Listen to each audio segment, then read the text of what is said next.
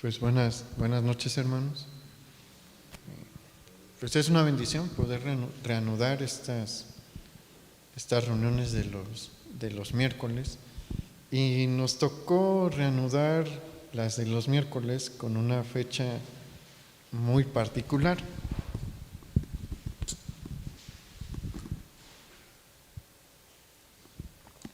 Honestamente me gusta que me toque esta fecha, la verdad. Y nuestro mensaje se titula Deja que Dios te guíe. Y mire, el tiempo de Navidad se va sumamente rápido, especialmente para nosotros los adultos, ¿no? Porque pues llega diciembre y comienza el caos navideño, y uno empieza a visitar tiendas departamentales, las tiendas de abarrotes, y se empiezan a fraguar y a concretar los planes familiares para reunirse.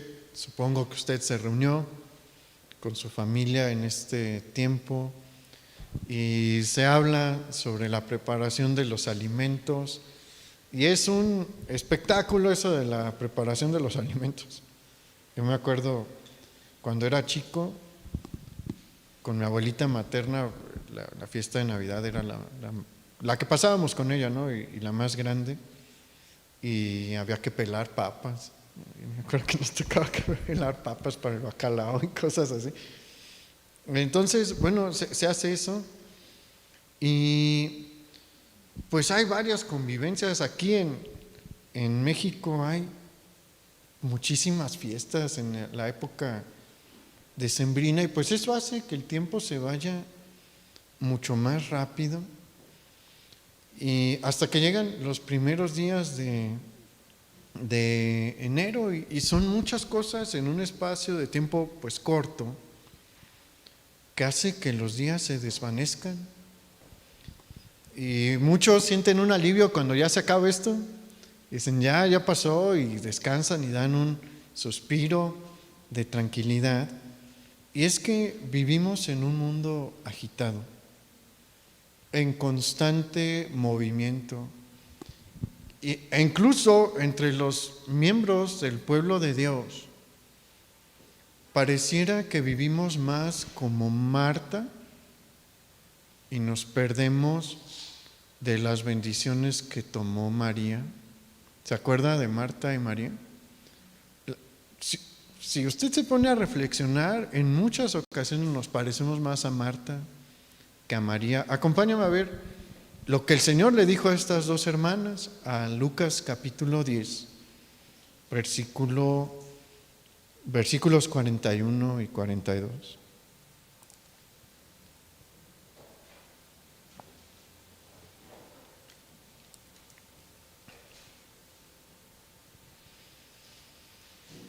¿Se acuerda que Marta estaba haciendo todo el trabajo, preparando los alimentos, coordinando a los que le ayudaban a servir la mesa y preparando todo para que el Señor Jesús fuese atendido mientras estaba en su casa?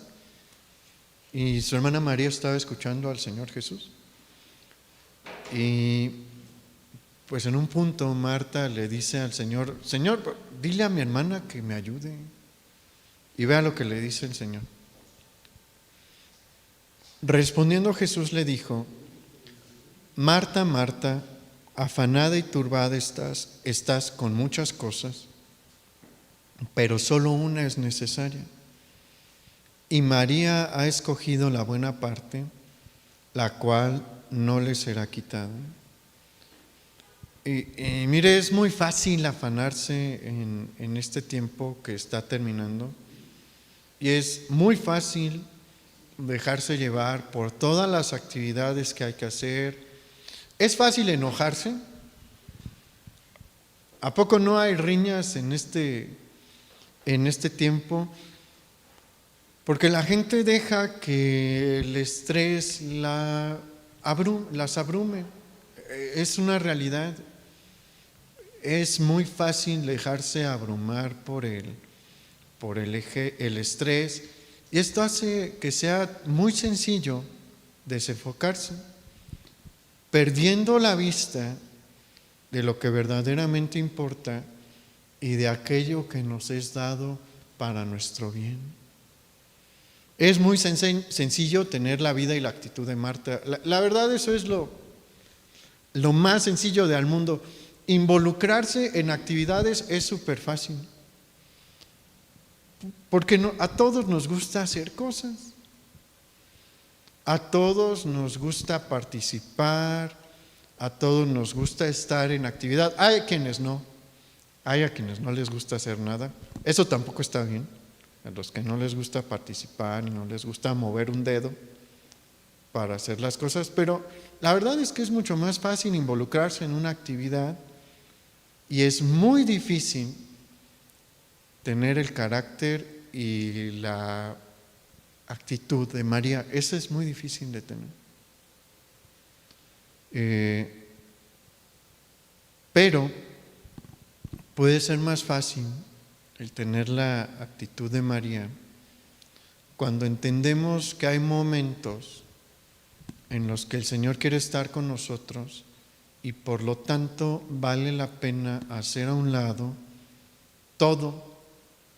Repita conmigo, todo. Porque se ocupa hacer a un lado todo. Hay momentos en los que necesitamos decir, no hay otra cosa en este momento, en este instante, más que el Señor. Hay momentos en los que vale la pena hacerlo todo a un lado y prestar atención a lo que el Señor nos tiene que decir. Y honestamente es más fácil decir esto que hacerlo. Pero los que lo hacen, aquellos que lo hacen, ven las maravillas de Dios. ¿Quiere ver las maravillas de Dios? Tiene que separar tiempo para Él. Y mire, hay beneficios. Hay una cosa que yo siempre he dicho. Pues yo crecí en casa cristiana. La fiesta más importante de este tiempo era Navidad para nosotros, pero siempre les he dicho a otros que también tiene su bendición estar aquí en México, porque por decir en Estados Unidos, pues los niños reciben los regalos en Navidad también, y no saben nada del Día de Reyes, pero a los que somos cristianos y que estamos aquí en México nos toca doble tanda. Bueno, a nosotros nos tocaba, ¿no? Nos tocaba Navidad y Reyes. Pero esa es una cosa positiva. Una cosa negativa es que la mayoría tiene en mente esta fiesta como algo para los niños.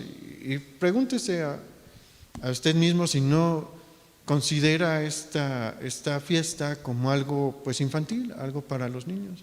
Nunca es considerada como una fiesta para los adultos y eso está mal.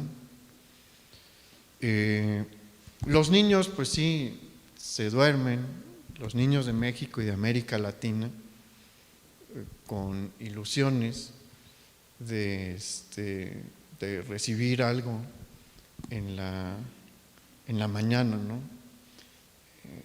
Pero no digo que como adulto deba de esperar algo en la mañana. Como adulto debería de recordar lo que se conmemora en esta fecha. Y mire, hay algo que a mí en lo personal, esto es algo pues personal, me molesta, y es lo fácil que los cristianos dejamos que nos roben nuestras festividades. Mira, siempre podemos celebrar al Señor, siempre podemos celebrar su nacimiento, siempre podemos celebrar su resurrección, porque pues son eventos que tienen efectos sobre nuestras vidas todos los días. Entonces sí se puede celebrar en cualquier día, ¿no? En cualquier fecha. Pero resulta que si usted ha leído la Biblia, se va a dar cuenta de que Dios es un Dios de fiestas, no fiestas como la del mundo, no son ese tipo de fiestas, sino fechas en las que se conmemoran cosas importantes. Y bueno, los israelitas, en el caso de la Pascua, podrían decir, pues es que podemos celebrar nuestra libertad cualquier día porque somos libres, ¿no? Pero Dios no les dijo que hicieran eso. Dios les dijo, tal día lo van a separar para conmemorar y recordar como yo los liberé. Y no van a hacer actividades, no se van a afanar. Esas fechas son para que se enfoquen en mí. En el cristianismo había y hay ciertas fechas que son propias de los cristianos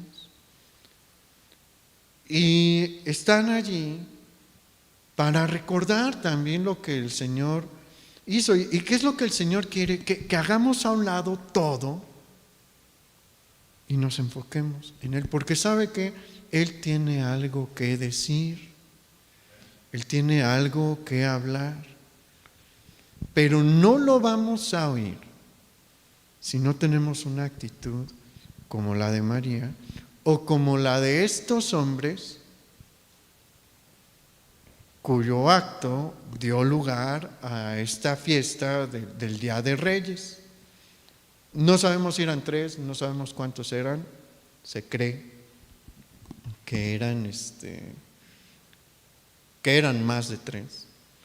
La iglesia más adelante, ya varios siglos después, empezó a decir que eran 3 por los 3 presentes que traían, pero la Biblia no menciona ni nombres ni cantidad.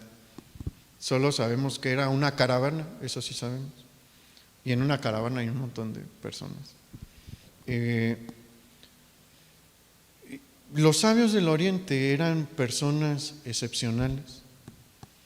La mayoría de los estudiosos creen que ellos venían de la región de Persia y que ellos conocían del Mesías por la influencia que tuvo el profeta Daniel con su clase social. Ellos pertenecían a una clase social determinada en Persia, una clase sacerdotal.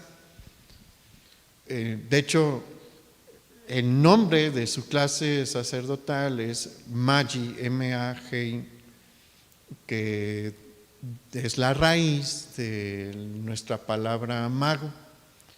Pero así se llamaba su clase social, ¿no? Como los nobles, pues existían también los Magi, ¿no? Que eran personas que tenían actividades en el gobierno. No crea que eran pues nada más ahí un grupo social apartado, ¿no? Desde la antigua Babilonia existía esta clase social. Cuando los conquista Persia a los babilonios, no desaparece este grupo social. Ellos realizaban ciertas actividades sacerdotales, ¿sí? Tenían deberes dentro del gobierno, no tan importantes, pero eran sobre todo consejeros de los reyes. Y aparte de estas actividades, su tarea más importante era guardar y aumentar el conocimiento que se iba generando en este tiempo en algunas áreas específicas, como cuáles: las matemáticas, las ciencias naturales, la historia y la astrología, el movimiento de las estrellas y los astros. Y la Biblia habla de ellos en otras ocasiones. De hecho, en el libro de Daniel se hace mención a esta clase social y cómo el profeta Daniel fue el líder de ellos después de que Daniel interpreta su sueño a Nabucodonosor. Y vamos a escuchar de ellos en el Nuevo Testamento, hasta el Nuevo Testamento. Acompáñenme por favor a Mateo capítulo 2, versículo 1.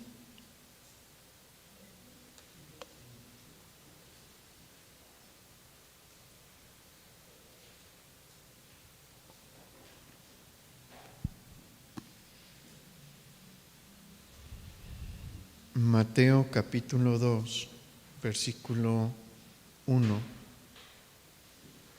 Dice: Cuando Jesús nació en Belén de Judea en los días del rey Herodes, vinieron del oriente a Jerusalén unos magos diciendo: ¿Dónde está el rey de los judíos que ha nacido? Porque su estrella hemos visto en el oriente y venimos a adorarle.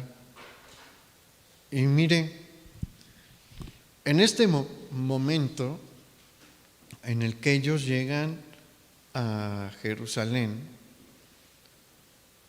ellos ya han realizado un viaje muy largo.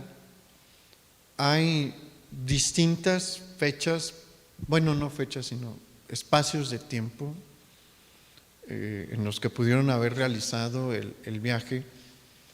Hay quienes dicen que fueron 3, 4 meses, hay quienes creen que fue 1 año o hasta 1 año y medio, porque pues ellos recorrieron cerca de 2,000 kilómetros desde Persia hasta, en este momento, Jerusalén. Y póngase a pensar lo que es hacer este tipo de viaje. No en carro. Aunque si usted hiciera un viaje de 2,000 kilómetros, le tomaría 1 día o 2 en carro, yendo a 100 kilómetros por hora en una autopista o carretera. Ellos no contaban con esto.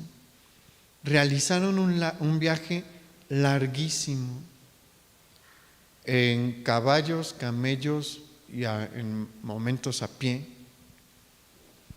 Y por estos detalles como estos, es que su historia es muy, muy hermosa, porque hay varias razones por las que ellos realizan este viaje. Una de ellas, la primera de ellas, es que estos hombres son parte de un grupo de sabios fieles que mantuvieron la fe de Daniel por más de 500 años. Y esto es una rareza de la Escritura.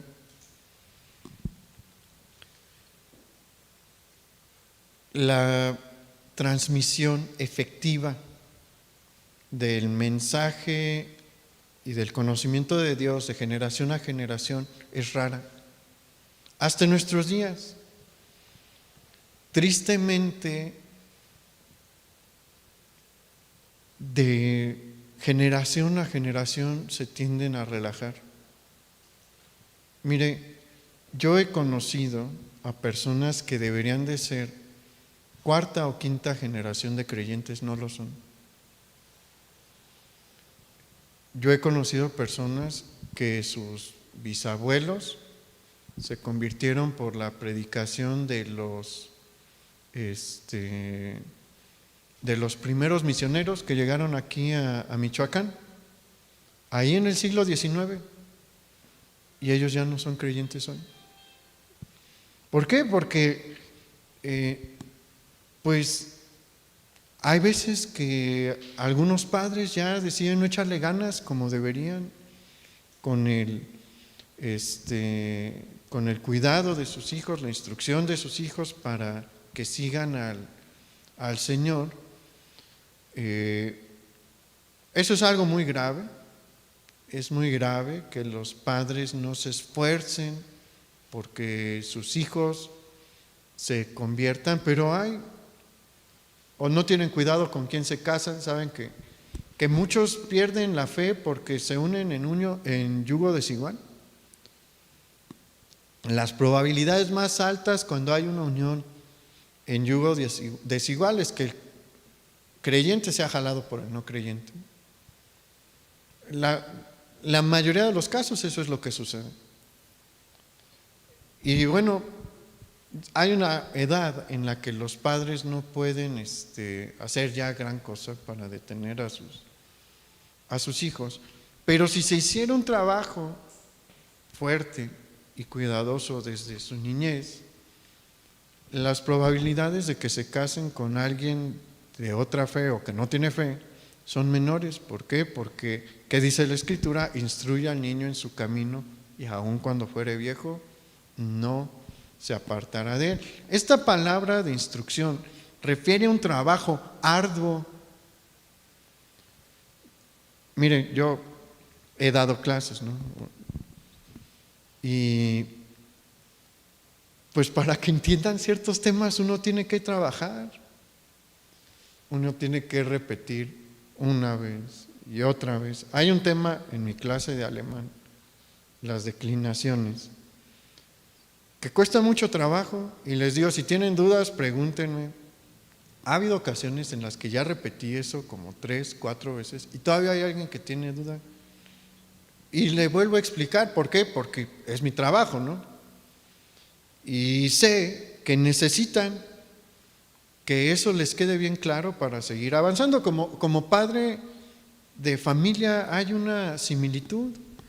Hay cosas que los hijos no entienden a la primera y su trabajo es estárselos repitiendo y explicando y tomando las medidas necesarias para que lo entiendan. No lo hagan, se van a desviar, no van a entender y se van a ir por otro camino. Hágalo y van a salir adelante. Y bueno, es una rareza esto, el caso de los sabios del Oriente, porque hay pocos.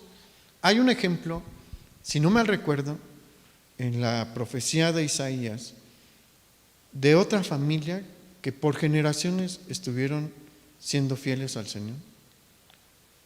Y no me puedo acordar ahorita de otro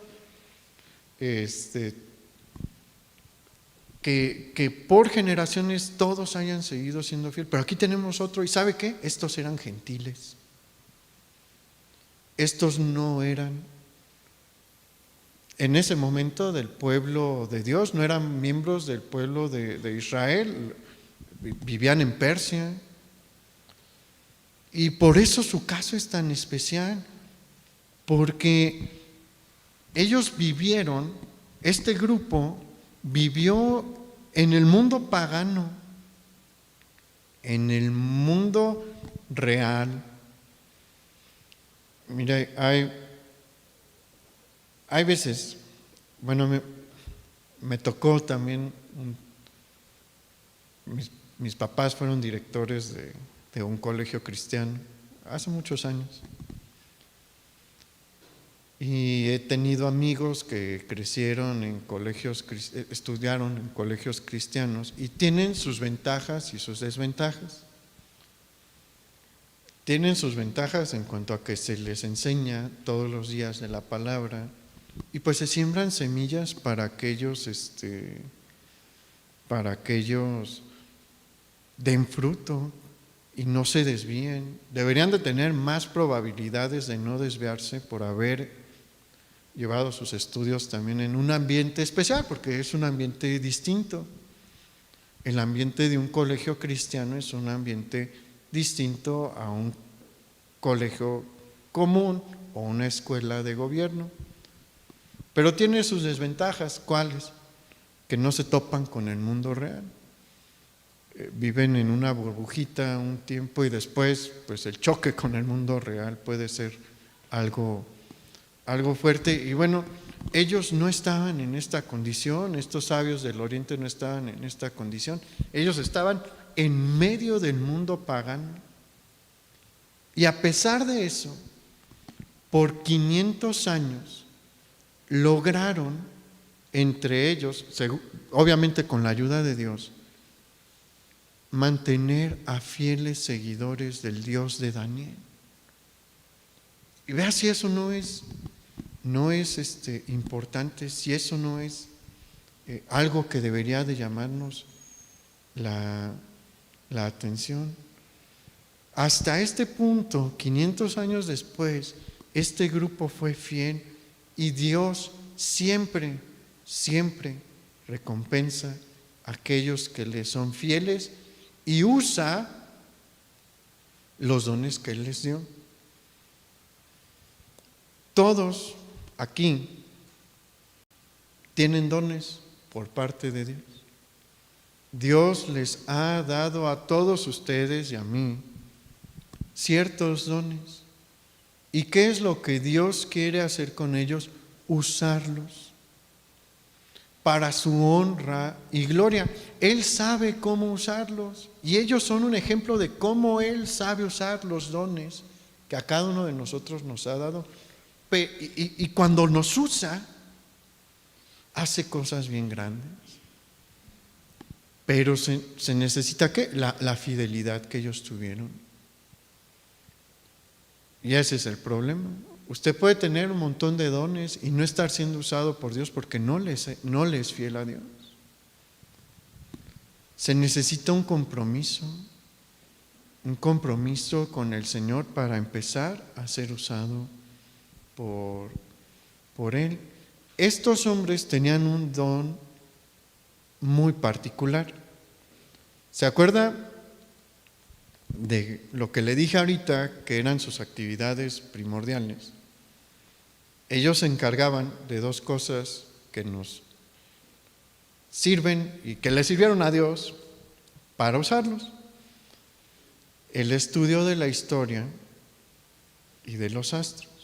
Y vamos a empezar Dios los usó para el estudio de la historia, con el estudio de la historia, porque es seguro que ellos se dedicaron a estudiar los textos de Moisés y de los profetas del Antiguo Testamento, en los cuales se encontraron las profecías del Mesías de Israel. Y esto no es conjetura, no es producto de mi imaginación, no es algo que estoy divagando. Dentro de su historia podemos ver que ellos conocían bien quién era el Mesías, conocían mejor que la mayoría de los israelitas quién era el Mesías de Israel. Unos hombres gentiles que crecieron y se desarrollaron en el mundo pagano, sabían más quién era el Mesías y qué venía a ser que los que eran miembros del pueblo de Israel. Ellos encontraron una profecía que muchos cristianos no conocen. En más de una ocasión, creyentes que han platicado conmigo se quedan sorprendidos al saber, todo el mundo conoce la historia de los Reyes Magos, más bueno, así le llamamos en México, ¿no? Más si crecieron en México o en América Latina. Y la imagen es pues muy clara en nuestras mentes. Cuando nos dicen los Reyes Magos, nos imaginamos, dependiendo de lo que usted vio, a un negrito vestido con ropas, pues sí, como de persa. No sé si él va en el elefante. Uno va en el elefante, uno va en un camello y uno va en un caballo. Los otros dos son más blancos. Y una estrella en el cielo. Saben que seguían una estrella, pero lo que la mayoría no sabe, o hay cristianos que yo he conocido platicando conmigo, no saben que esa estrella era parte de las profecías mesiánicas. Acompáñenme a Números capítulo 24, versículo 17. Y mira, el día de hoy, en el que la Biblia es tan accesible a cualquier persona, muchos no conocen. En este tiempo, adquirir libros bíblicos no es sencillo. Estas personas eran personas pudientes, ese no iba a ser problema para ellos, pero podemos ver que hicieron un esfuerzo por adquirir la ley de Moisés y adquirir algunos textos o varios textos de los profetas, y empezaron a indagar, a estudiar. Ellos tenían un método para estudiar la historia, seguramente lo aplicaron aquí y se encontraron con esto, con lo que dice Números capítulo 24, versículo 17. Lo veré, mas no ahora, lo miraré, mas no de cerca. Saldrá estrella de Jacob y se levantará cetro de Israel, y herirá las sienes de Moab y destruirá a los hijos de Set. Esta profecía fue dada en la parte final del ministerio de Moisés. En este punto, Moisés ya está marchando hacia la tierra prometida por segunda vez con los hijos de Israel.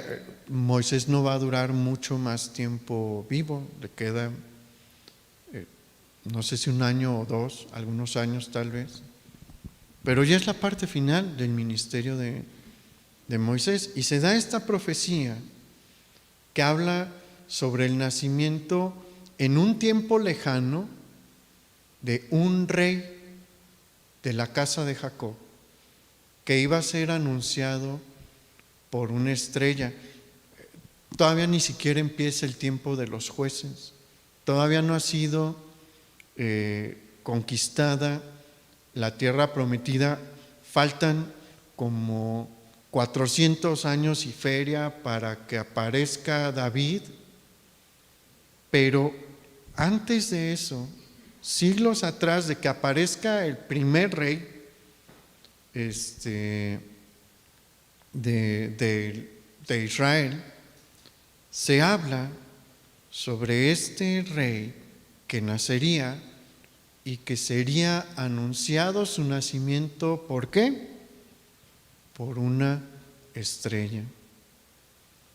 Y aquí vamos a recordar la otra habilidad que ellos tenían, que los sabios del Oriente tenían, porque acuérdense que ellos se dedicaban al estudio de los cielos nocturnos. Ese era su trabajo, trabajaban de noche un buen rato y ellos conocían los movimientos de las estrellas, conocían varios planetas y conocían bien los cambios que hay en las estaciones. A mí me gustan mucho las estrellas. No sé si usted se da cuenta, pero es distinto el cielo, son distintas las estrellas dependiendo de la estación. Lo que usted puede ver es distinto en invierno que lo que puede ver en primavera. En el verano no vemos gran cosa porque siempre está nublado, pero en el otoño también el cielo es distinto.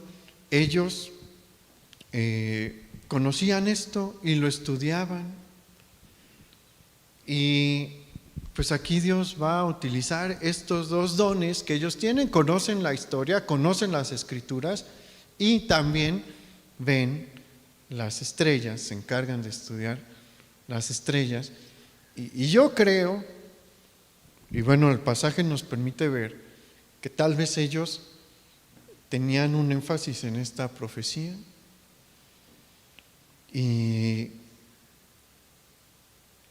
en la lejana Persia, estos hombres que mantienen la fe y que esperan al Mesías de Israel, una noche reciben un regalo del cielo porque ven la estrella de Belén. Y aquí sí es producto de mi imaginación, pero es válido también. Yo creo que se emocionaron, la verdad, que más de uno dio un brinco y gritó, porque ellos sabían lo que debían de esperar en esa noche, qué debería de estar pasando, y de repente hay algo que no cuadra, ¿no? Hay mapas astrales muy antiguos y pues esos mapas les permitían saber qué había que esperar en esos días. Y hay algo que nos estaba esperando. Y no es un cometa, porque algunos podrían decir, pues era un cometa. De hecho, hay algunos que creen que era un cometa, pero no puede ser un cometa. ¿Por qué? Porque se mueve distinto que de los cometas. Y yo creo que cuando ven que se empieza a mover, pues les da más emoción. Lo que muchos creen es que esta era una manifestación de la gloria de Dios, como la Shekinah. ¿Se acuerda que en el Antiguo Testamento, cuando estaba el templo de Salomón, la presencia del Señor a veces descendía y resplandecía el templo? Esa es la Shekinah. Hay algunos que creen que era algo similar. La gloria de Dios resplandeciendo en el cielo y diciéndoles hacia dónde ir. Y aquí es donde está el reto para nosotros, porque estos hombres tuvieron dos opciones delante de ellos cuando empiezan a ver que la estrella se empieza a mover hacia el oeste. Pueden continuar con su vida y ver la estrella desplazarse hasta el oeste hasta que desaparezca de su vista, o pueden dejarlo todo para seguirla. Y sabiendo que muy probablemente les iba a llevar a la tierra de Israel. ¿Y qué hicieron? Dejaron todo y se fueron. ¿Por qué? Porque entendieron que estaban ante un momento especial, ante un evento único en la vida, único en la historia del hombre. Y como María, por eso iniciamos el mensaje hablando de Marta y María, decidieron dejar los afanes de su vida cotidiana y darse el tiempo de oír lo que el Señor les tenía que decir. Y tuvieron que dejar muchas cosas, porque como mencioné, ellos eran funcionarios de gobierno, tenían actividades que hacer, pero ¿qué dijeron? No importan ahorita, me esperan 1 año y medio, yo voy a seguir lo que el Señor me está mostrando. Dejaron que más las comodidades de sus residencias. Ellos no vivían en casas comunes, ellos vivían en palacios. Y pues tenían colchones suaves, cojines, les ponían perfumes aromatizantes en sus habitaciones, comían bien, no pasaban sed, pues llevaban una vida cómoda. Y la dejaron para comenzar un viaje difícil hacia la tierra de Abraham, Isaac y Jacob. Dejaron la comodidad. ¿Ha realizado un viaje de 20 horas corridas? No son agradables. Yo en una ocasión tuve la oportunidad, el viaje estuvo muy bien, pero ese regreso de 30 horas sin interrupción no fue divertido, la verdad. Fue muy pesado. Y bueno, en medios de transporte cómodos, muy cómodos. Ellos sí. ¿Ha montado a caballo? El camello es menos cómodo que el caballo. ¿Se imagina un viaje de 1 año y medio en camello? ¿Cree que es cómodo? Aparte, no crea que nosotros vivimos en una región muy bonita, con bosques y ríos y demás, pero no fue por donde ellos pasaron. Ellos tuvieron, tal vez alguna región boscosa les tocó, pero ellos tuvieron que pasar por zonas muy calurosas, por zonas húmedas, por zonas desérticas, por montañas, por 1 año y medio. ¿Ve el esfuerzo que ellos hicieron? Dejaron una vida de comodidad, dejaron una vida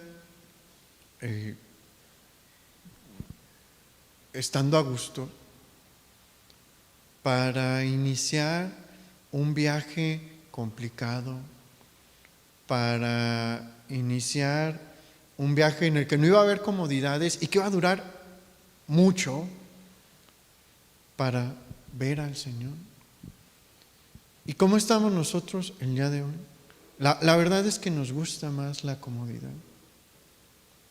La verdad es que nos gusta más sentarnos en el sillón y no hacer nada, Hay gente que ama no hacer nada dentro de la iglesia,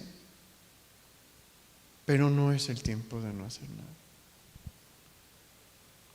Hay gente con muchos talentos que los está desperdiciando.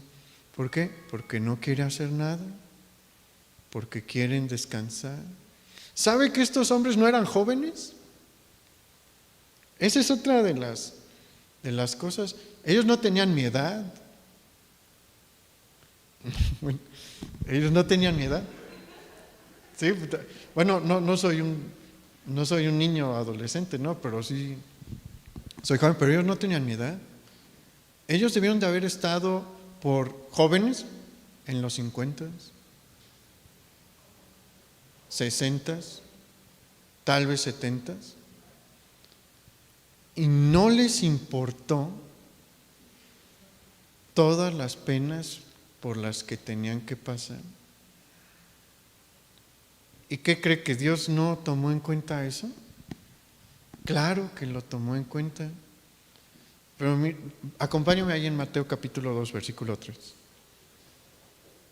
Ellos están aquí en Jerusalén, ¿no? Ya después de este año y medio o de estos muchos meses de haber realizado su viaje.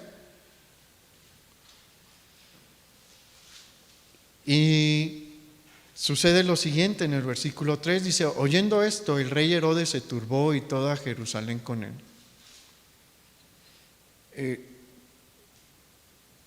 Cuando ellos llegan a Jerusalén, encuentran algo que no estaban esperando.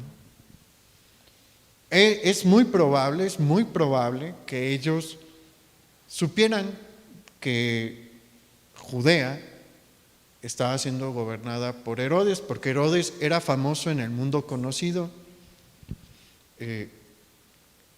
César Augusto habló de él. César Augusto decía que era mejor ser un cerdo de Herodes que ser su hijo. ¿Por qué? Porque a los hijos también los mataba, y como era medio judío no comía cerdo, o no debía de comer cerdo. Entonces la fama de Herodes le precedía y era bastante conocido por su crueldad, por su arquitectura y construcción también. Seguramente ellos sabían del Sanedrín, sabían de los sumos sacerdotes, pero en el pueblo común, entre los judíos, había un anhelo por el Mesías. Y en Persia había colonias de judíos y probablemente escuchaban algunos de ellos emocionados a hablar sobre el Mesías, en el que ellos también creían. Y las señales para ellos del nacimiento del Mesías eran tan claras que es probable que ellos estuviesen esperando ver una Jerusalén contenta, porque tenían un nuevo rey. Incluso, como le mencionaba, Herodes se consideraba a sí mismo judío, aunque no era étnicamente judío. Él era idumeo por su parte, y su mamá era una reina de la región de Arabia, pero su papá se había convertido al judaísmo y él se veía a sí mismo como judío también. Y bueno, probablemente los sabios del Oriente pues creían que pues él conocía las Escrituras y también esperaba este rey redentor. Pero ¿qué fue lo que vieron? Vieron una Jerusalén en su vida cotidiana, como nosotros. ¿Cómo vive la gente el día de hoy? Espero que no haya niños escuchando el mensaje, pero los papás, ¿qué han hecho en estos días aquí en México? Han ido y han comprado cosas para sus hijos. ¿Y qué van a hacer? En esta noche van a poner las cosas en algún lugar al lado del zapato para que despierten, ¿no? Y han buscado la rosca, o ya la compraron, o se van a levantar mañana temprano para comprar la rosca, pero no ven a Jesús. Como mencionamos, esto se considera en México una fiesta para niños, pero vea todo lo que hay adentro de este pasaje bíblico. La festividad surgió por este pasaje bíblico, pero nadie, en su gran mayoría, no le prestan atención al pasaje bíblico. ¿Están en qué? En su vida cotidiana, en sus quehaceres y afanes, como Jerusalén en ese tiempo.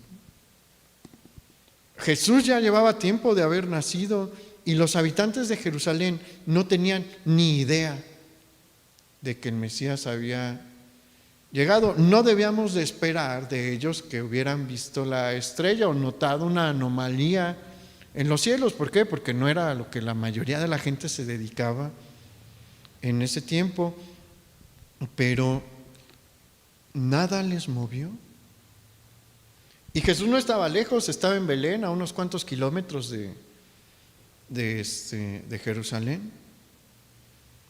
Los mercaderes estaban vendiendo, las personas estaban trabajando, los sacerdotes en sus quehaceres del templo y Herodes en el gobierno. Nadie sabía del Mesías, pero toda la ciudad se conmovió, no por la caravana en sí, porque este tipo de caravanas no debieron de haber sido cosa excepcional en Jerusalén.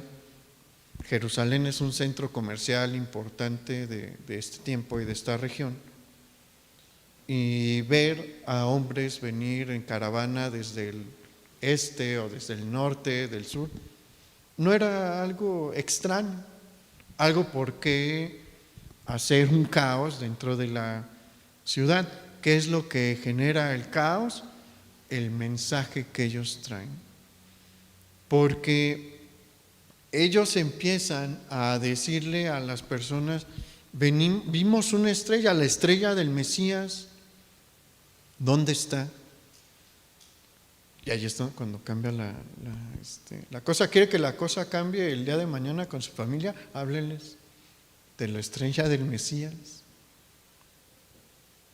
Y se van a conmover, porque la mayoría, pues lo que piensa es en que no les salga el monito en la rosca para no invitar los tamales, pero la mayoría no está pensando en el Señor.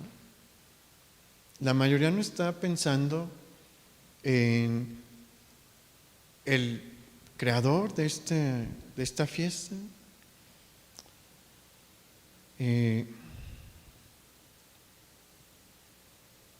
Acompáñenme a Mateo capítulo 2, versículo 7.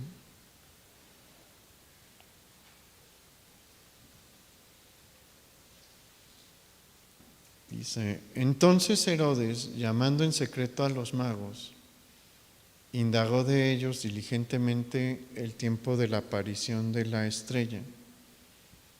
Y enviándolos a Belén, dijo: id allá y averiguad con diligencia acerca del niño, y cuando le halléis, hacédmelo saber, para que yo también vaya y le adore. Herodes tenía un fuerte delirio de persecución y era sumamente celoso de su corona, pero era un hombre de Estado y de gobierno. Sabía que no le convenía hacerle algo a esta caravana, porque son miembros del imperio parto probablemente, y es la competencia de Roma. Roma todavía no los conquista y pues no le conviene que lo ataquen, ¿no? Los partos hagan alguna obra para atacarlos, y pues decide idear un plan para tender una trampa y poder acabar con el Mesías. ¿Y qué es lo que busca? Bueno, busca tener una idea de cuál es la edad que tiene el Mesías, y dejar que estos hombres le informen si sí lo encontraron en Belén y después eliminarlo, usar su poder para eliminarlo. Y pues les dice, ¿saben qué? Va a estar en Belén. ¿Quién sabe qué les dijo? Porque no los acompañó. Pero les dijo, regresen y díganme dónde está el niño, ¿no? Para yo poder ir y adorarle. Aparentó piedad. Y pues estos hombres le creyeron y seguramente algo generó tristeza y también cierta sospecha en el corazón de estos hombres cuando parten. ¿Por qué? Porque nadie de Jerusalén les acompañó. Y esto es algo que a mí me impacta porque nos muestra cómo es el corazón del ser humano. ¿Sabe que los sacerdotes tampoco querían al Mesías? Porque ellos eran los gobernantes en el área espiritual. El Sanedrín y los sacerdotes, el sumo sacerdote, eran los que decían qué se hacía y qué no se hacía en el ámbito de la fe y qué implicaba la llegada del Mesías, la pérdida de su poder. ¿Por qué? Porque él era el ungido de Dios y era el que iba a guiar también espiritualmente al pueblo. Por eso a los sacerdotes no les interesa, al Sanedrín no le interesa acompañar a estos hombres. A Herodes, por supuesto, no le interesa. Él ve una amenaza de su poder. ¿Y qué vemos con nuestra gente cercana? Tampoco les interesa. ¿Por qué? Porque no quieren perder el control de su vida. ¿Sabe por qué el cristianismo genera un choque tan grande con las personas? ¿Por qué tantos los rechazan? ¿Por qué muchos consideran que el ateísmo es una mejor opción? Porque en el ateísmo tú haces lo que quieras. Cuando se analiza a profundidad, lo que el ateísmo ofrece es hacer lo que te dé tu gana. No hay reglas válidas, no hay reglas objetivas, no hay alguien que te pueda decir qué hacer. No puedo entrar a profundidad sobre eso, pero en un ateísmo real, un ateísmo coherente, no debe de haber alguien que te diga qué hacer. Nadie tiene autoridad para decirte qué está bien y qué está mal. Y eso es muy atractivo para muchas personas. Mire, muchos no son ateos declarados, pero son ateos prácticos, aunque digan que pertenecen a alguna religión. ¿Por qué? Porque hacen lo que les da su gana y no quieren que alguien les diga qué hacer. Y ese es el problema para muchos que hay en el cristianismo, porque el cristianismo sí te dice que debes de someterte a Dios. Y eso es algo que el ser humano no quiere. Es la cosa más aberrante para la mayoría de los seres humanos, someterse a lo que dice Dios y decir, tú eres el Señor de mi vida, tú eres el que dice qué se hace aquí. El hombre no quiere eso. Herodes quería seguir siendo rey, los sacerdotes querían seguir gobernando, el Sanedrín quería seguir gobernando y por eso no fueron, por eso no les interesaba. Pero el destino de los sabios del Oriente fue muy distinto al de todas estas personas. ¿Por qué? Porque Herodes murió de la peor manera posible, teniéndolo todo, pero intentando aferrarse a sus cosas materiales hasta el último aliento. Y yo creo que ha de ser muy frustrante para este tipo de personas intentar aferrarse a las cosas materiales hasta el último aliento, porque a final de cuentas van a morir y van a tener que soltar todo. Y piénselo, ha de ser frustrante saber que por todo lo que trabajaste está perdido. En el momento en el que mueren está perdido, ya no es más de ellos. Lo mismo sucedió con los sacerdotes. Nunca se llenó su alma y nunca se llenará el alma del hombre que quiere aferrarse a lo material, porque todos vamos a morir y lo vamos a perder todo. Pero estos hombres vivieron una historia completamente distinta. Mire lo que dice el versículo 9. Ellos, habiendo oído al rey, se fueron, y he aquí la estrella que habían visto en el oriente iba delante de ellos, hasta que llegando se detuvo sobre el lugar donde estaba el niño, y al ver la estrella se regocijaron con muy grande gozo. No sabemos en cuánto tiempo no pudieron ver la estrella. Hubo un lapso de tiempo en el que ya no la vieron, no sabemos si fueron un día, 2, 3, una semana.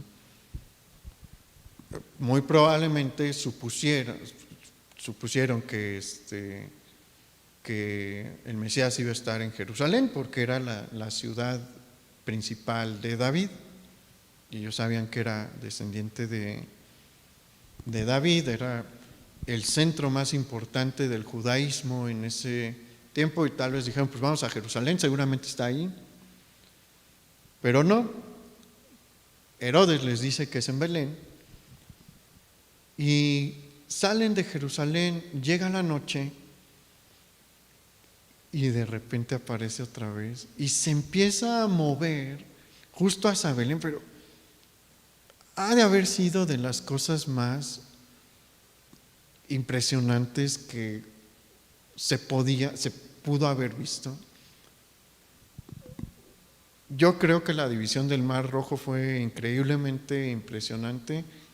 Creo que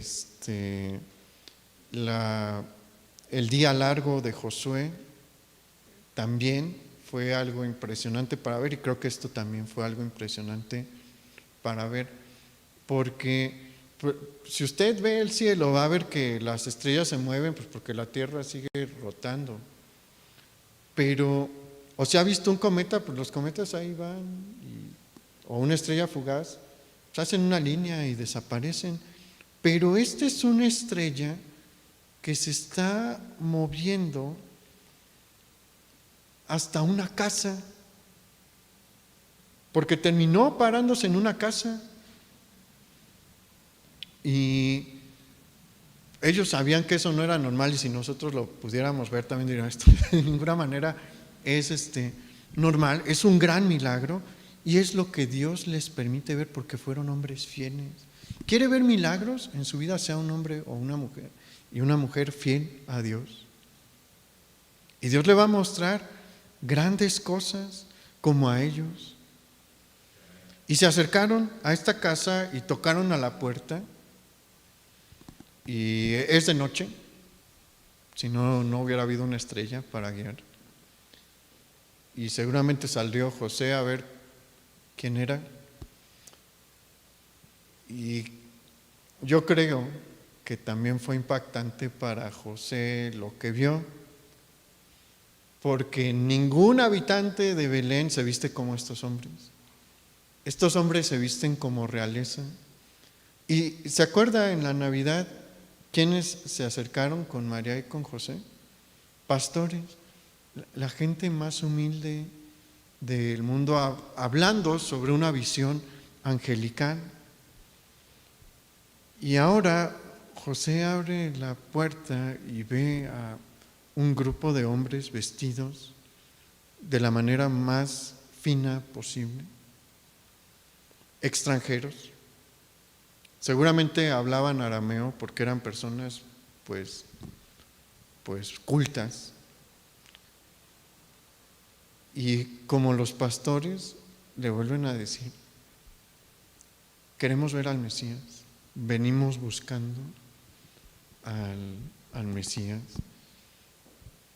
Y yo creo que en algún punto les platicaron su historia y después les dijeron, pues probablemente despertaron a Jesús, y se los presentaron. ¿Y qué hicieron ellos? Hicieron lo que más deseaban hacer en su vida? ¿Qué era lo que más deseaban hacer en su vida estos hombres? Adorar a Dios. Pregúntese usted mismo si lo que más desea en su vida es adorar a Dios. Porque si tiene otra prioridad, se está desviando del camino. Ellos hicieron este viaje tan largo, tan incómodo, para poder adorar a Dios. Vea lo que dice el versículo 11. Y al entrar en la casa, vieron al niño con su madre María y postrándose, lo adoraron. Y abrieron sus tesoros, y abriendo sus tesoros, le ofrecieron presentes, oro, incienso y mirra. ¿Cómo adoraron a Dios? Humillándose. Mire, ellos eran personas acostumbradas a que les hicieran reverencias. Pero la manera en la que ellos adoraron a Dios es doblando sus rodillas y poniendo su frente en el suelo. Era lo común en ese tiempo. Aquellos que estaban acostumbrados a que hicieran eso con ellos, hicieron eso con su rey. Y desde tiempo atrás, ellos seleccionaron un regalo que desde su corazón nació para dárselo al Señor con un significado. Por eso sabemos que ellos conocían bien quién era el Mesías. Porque ¿qué le dieron? Oro, hablando de qué, de que él era el rey, un rey, el rey de reyes. Le ofrecieron incienso. Con ese regalo que estaban haciendo, estaban hablando de su divinidad. El incienso se ofrecía en el templo, se ofrecía en los templos. ¿Y quiénes lo ofrecían? Los sacerdotes. También estaban hablando de la función de Jesús como el sumo sacerdote. Y le ofrecieron mirra, probablemente el incienso más caro que una persona podía adquirir. Era muy raro y muy costoso, pero era un incienso para los muertos. Se utilizaba únicamente cuando una persona ya había muerto y la iban a sepultar. ¿Por qué le ofrecen mirra? Porque ellos sabían que él venía a morir. La mayoría de los israelitas no pensaban en un Mesías que iba a morir. Ellos esperaban un soldado, pero ellos conocen tanto sobre el Mesías que saben cuál es la misión de este niño. Él viene a morir y por eso traen este símbolo. Y después regresaron a su hogar, como Simeón. Nos hablarán de Simeón después en el Evangelio de Lucas. Habiendo cumplido el propósito de su vida, y murieron en paz, salvos. Y pregúntese qué va a hacer usted hoy o mañana. ¿Va a dejar que los afanes del mundo lo distraigan? Yo le invito, y creo que es una invitación de parte de Dios: separe un tiempo para buscar al Señor. Si quiere tener una rosca, téngala, y tomar chocolate, hágalo. Si todavía tiene hijos o nietos, les va a regalar algo, está bien, no hay problema. pero busque a Dios, busque al Señor, comprométase con Él, dése un tiempo y haga todo a un lado para escuchar lo que el Señor le tiene que decir. Dios le quiere hablar, Dios le ha estado hablando. Mira, yo no tenía pensado hablar tanto sobre los dones que cada uno tiene, pero es que Dios quiere usar sus dones. Los usó con estos hombres, sí, de una manera tan grande que quedó registrado en la Escritura. Puede usar sus dones también, pero se tiene que comprometer. Si no, alguien más hará su trabajo. ¿Quién perdió? Usted. Es el único que pierde, el que no se compromete con el Señor, porque el trabajo de Dios se va a realizar y podemos perdernos la oportunidad de formar parte de su trabajo. Y yo espero que no lo hagan. Yo espero que escuchen la voz del Señor y se deje usar, y no deje que le roben esta fiesta. Esta fiesta es del cristianismo. Entonces enfóquese en el Señor y alégrese en su corazón. Y por eso generalmente los miércoles no terminamos con alabanza, pero hoy sí lo vamos a hacer. Entonces, si gusta ponerse de pie, vamos a terminar nuestra reunión con un canto más.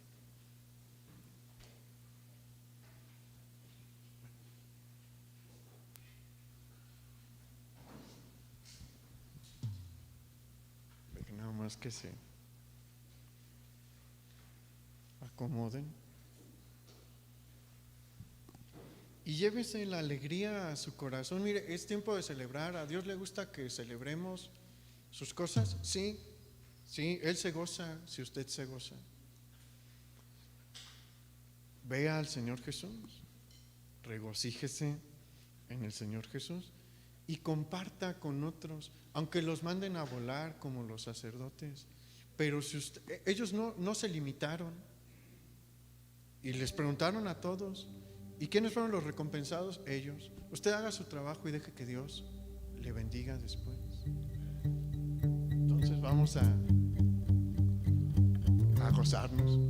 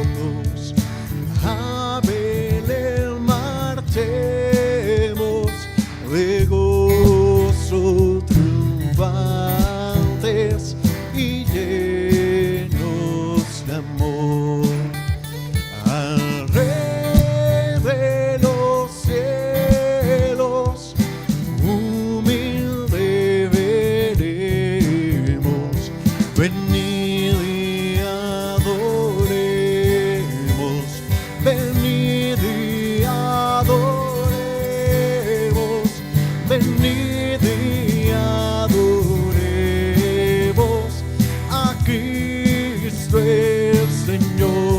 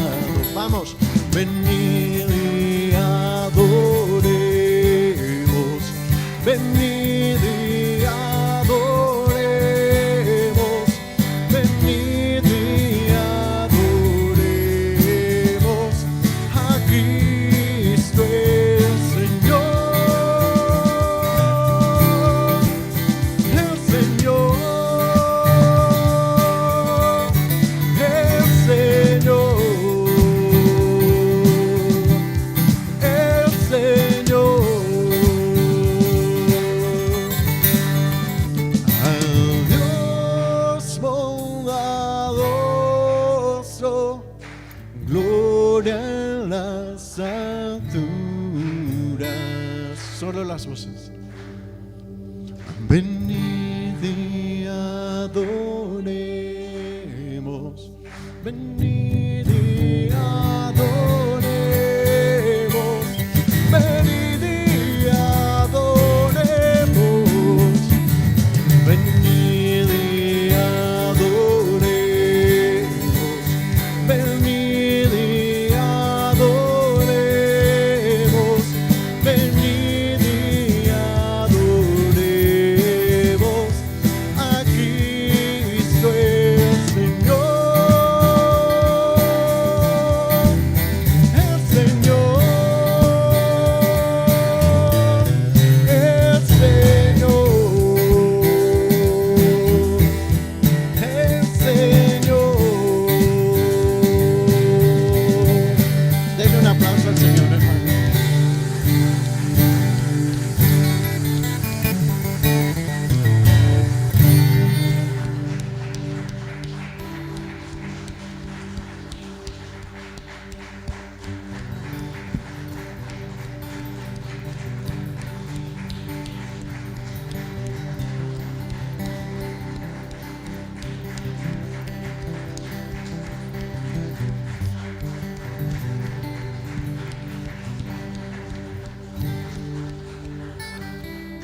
Pues el Señor le bendiga y disfrute el día de mañana y comparta con sus familiares. Y nos vemos el domingo aquí a las 11 de la mañana. Que tenga buena noche.